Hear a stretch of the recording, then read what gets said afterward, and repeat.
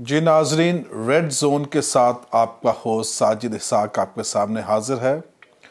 नाजरीन, पिछले तकरीबन 2-2.5 हफ्तों से एक नहायत अफसोसनाक वाक़या दरपेश हुआ एक फ़ैमिली के साथ, जो कि आप भी जानते हैं कि 2 वीडियोज़ भी वायरल हुई और बहुत सारे हमें भी मैसेजेस आते रहे, आप लोग भी आपस में डिस्कस करते रहे और एक सोशल मीडिया पर बहुत बड़ी हाइप क्रिएट हुई। साइमा इकबाल और खालिद सत्ती के बारे में है।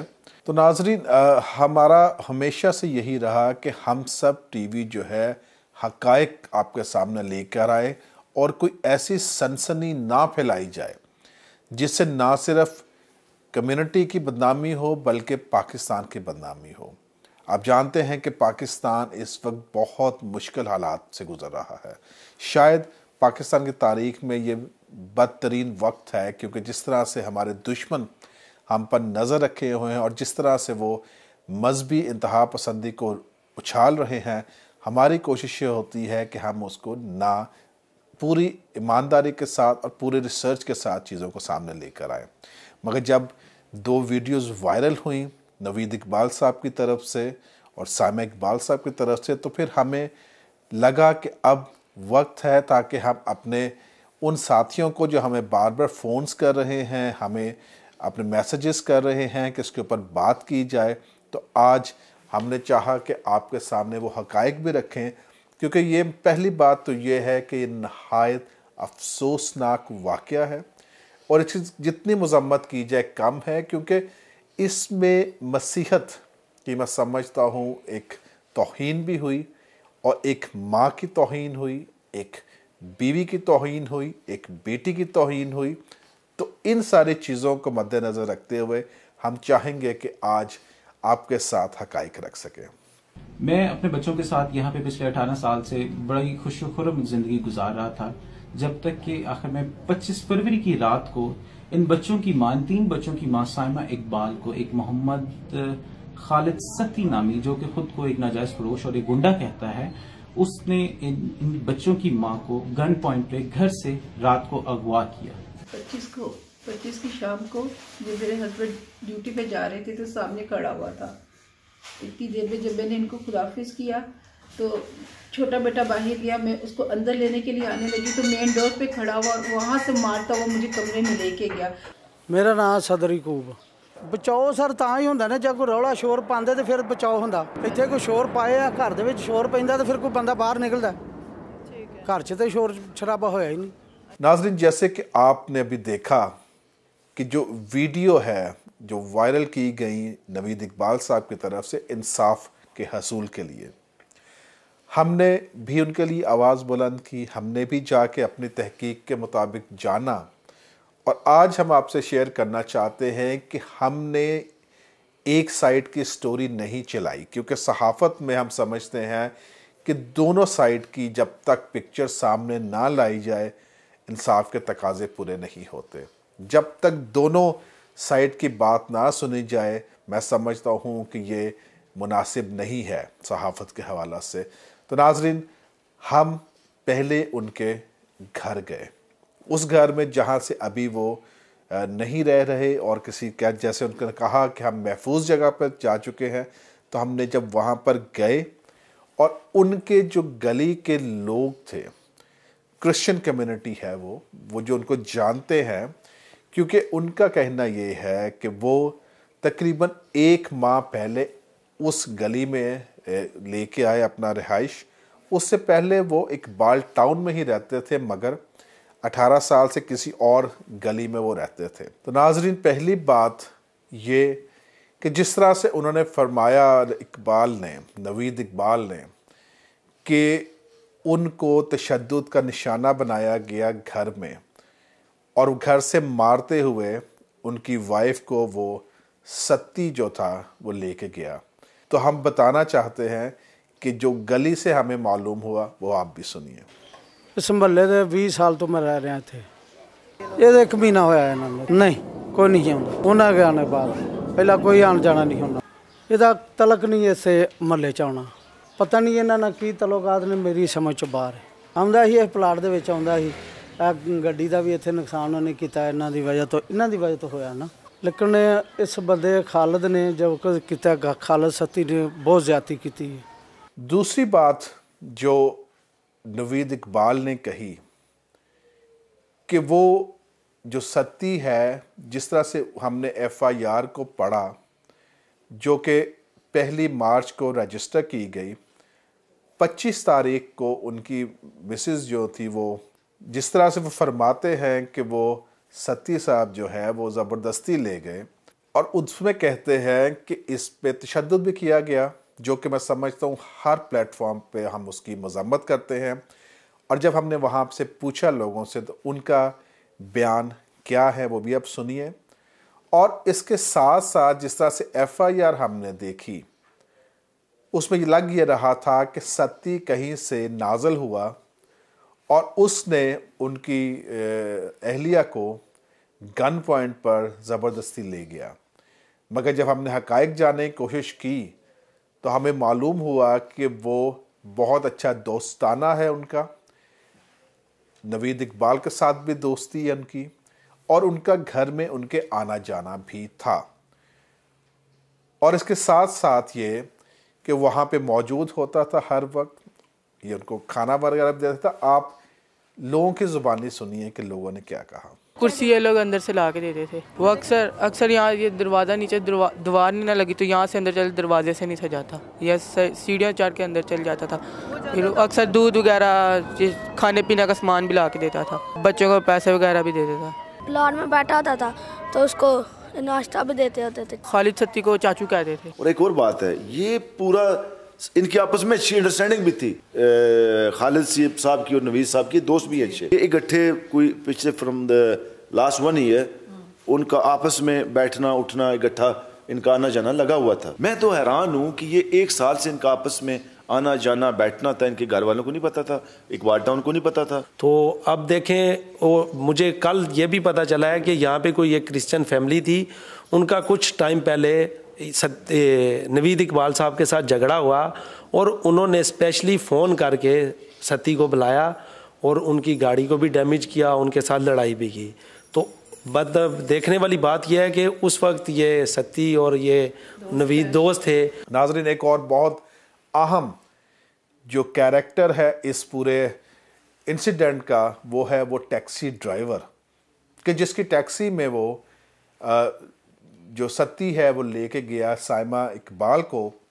हमने जो सुना वो ये था कि मारपीट भी बहुत ज़्यादा की गई, मगर मैं चाहूँगा कि उस टैक्सी ड्राइवर का भी बयान सुनिए ताकि हम हक़ाइक़ तक पहुँच सकें। मेरा नाम है नबीर अहमद, मेरे पास आए हैं। खालिद था नाम था उसका, लड़की का नाम नहीं मुझे पता। मुझे कहता जाना बर्फ़ खाने, मैंने कहा सर चले जाते। मैं उनको उतार के वापस आ गया। 4 दिन बाद पुलिस वाले मुझे लेने आए हैं। वो कह रहा था कि अपने आदमी को फ़ोन कर कि मैं जा रही हूँ। वो फ़ोन ही नहीं थी कर रही। महसूस इतना हुआ है कि उसने 3-4 थप्पड़ उसके मुंह पे लड़की के मारे हैं और मुंह के ऊपर उन्होंने बुरखा किया हुआ था बाजी ने। इन्होंने मुंह पे बुरखा किया। जब उतरी है उस टाइम मैंने देखा, फिर मैं इनके घर गया हूँ बताने के लिए।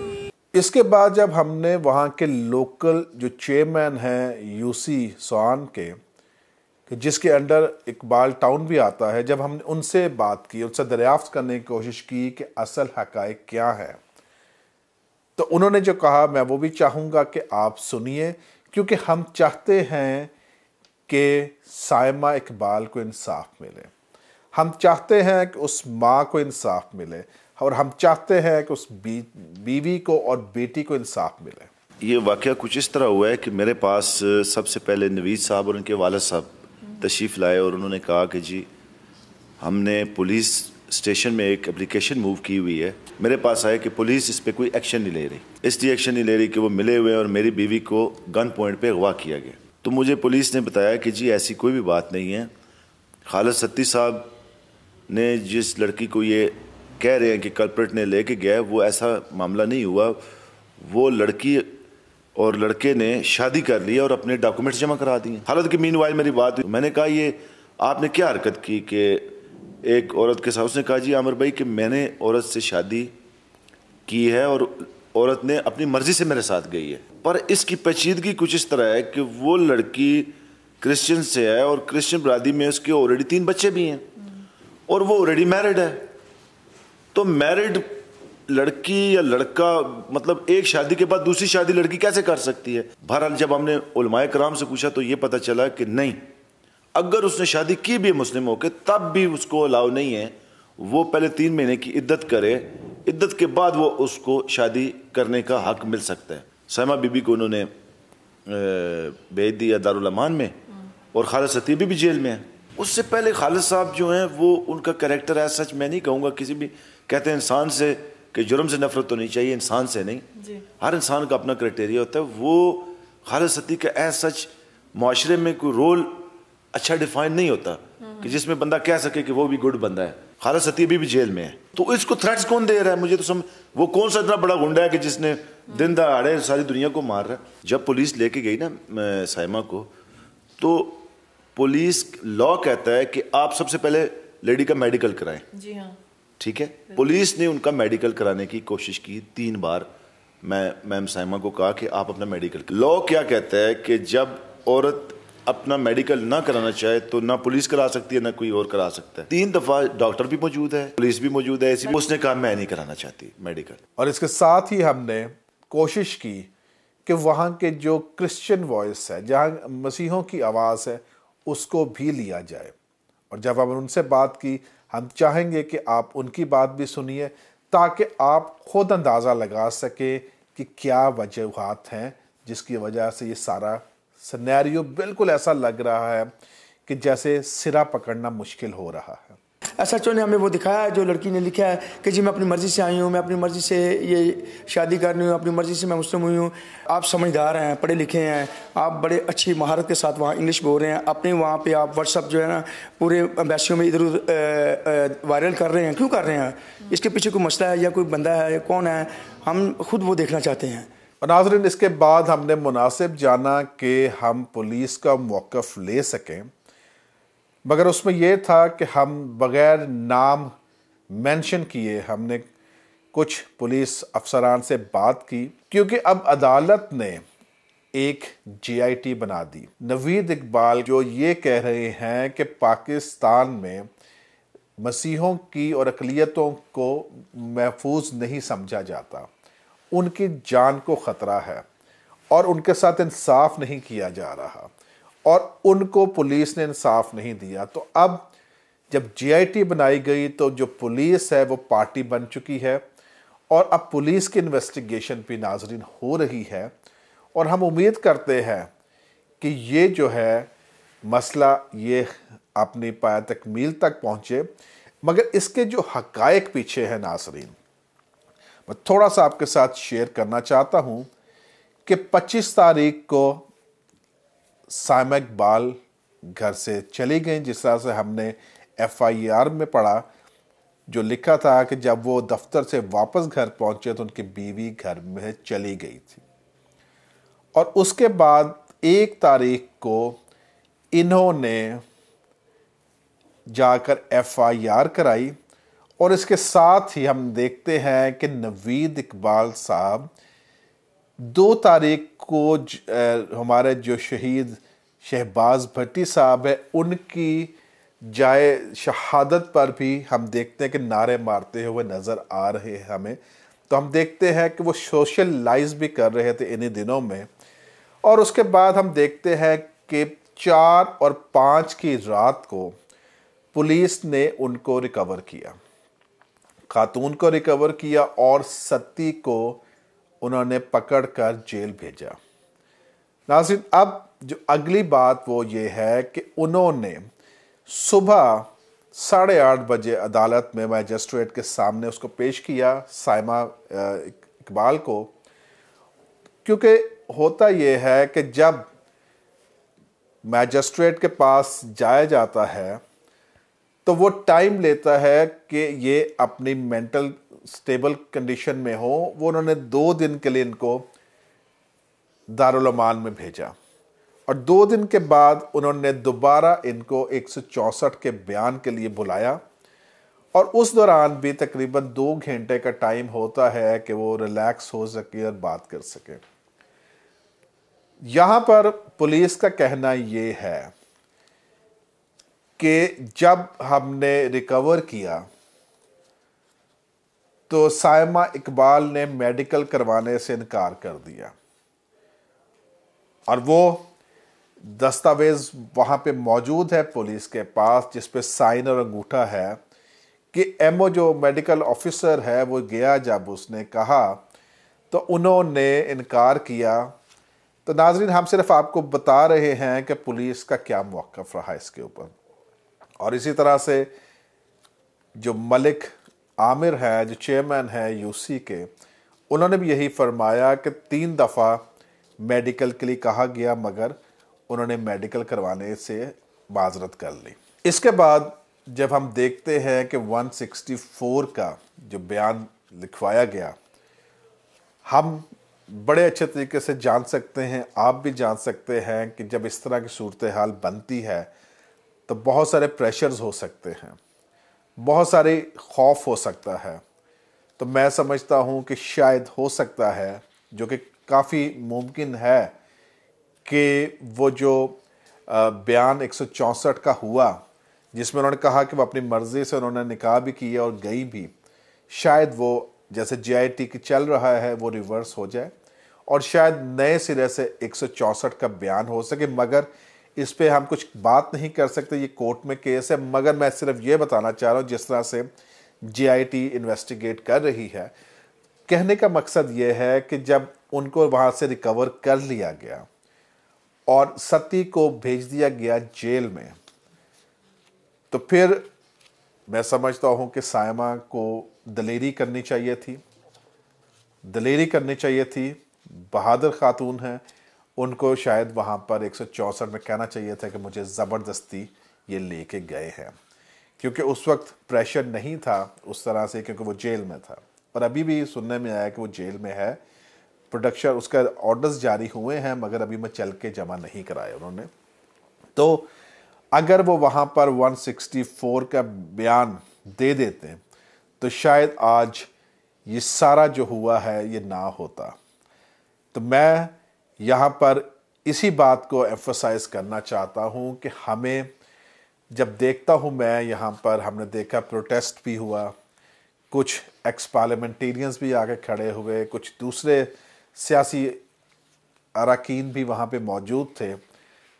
तो मैं ये सोच रहा था कि ज़रूरत इस बात की थी कि हम पहले हक़ाइक़ को जानते और ज़्यादा स्टडी करते और फिर बात करते। मगर मैं समझता हूँ कि जो जज्बात है हमारे वसीयत कौम के, वो बिल्कुल जायज़ है और हमें खड़ा होना चाहिए था। मगर इसके साथ साथ हमने देखना है कि दुश्मन जो है वो पाकिस्तान को कमज़ोर करना चाह रहा है। वो पाकिस्तान में कोशिश करता है कि किसी न किसी तरीके से मज़हब की आग को भड़काया जा सके। तो मैं दरख्वास्त करूँगा उन सारे साथियों से, आपने रजिस्टर करा दिया अपने केस को, बहुत अच्छा है। आपने अपनी आवाज़ बुलंद की, हम समझते हैं कि बहुत ज़रूरी थी।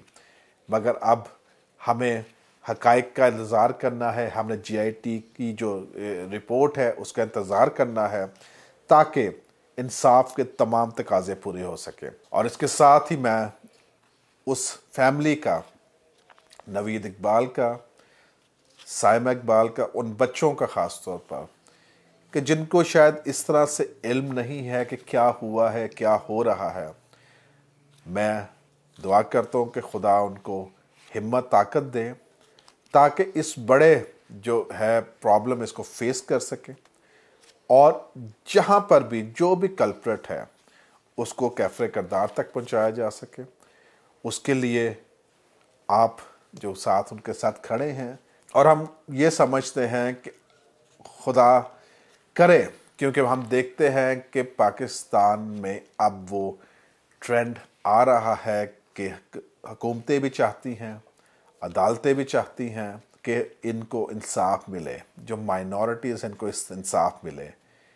और अगर नहीं तो फिर डेफिनेटली हम उस हक बजानम हैं कि आप आवाज़ बुलंद करें। मगर अब मामला जो है JIT के पास है, اور ہم امید کرتے ہیں کہ اس فیملی کو انصاف ملے گا اور جو بھی اس میں قصوروار ہے اس کو سزا ملے گی۔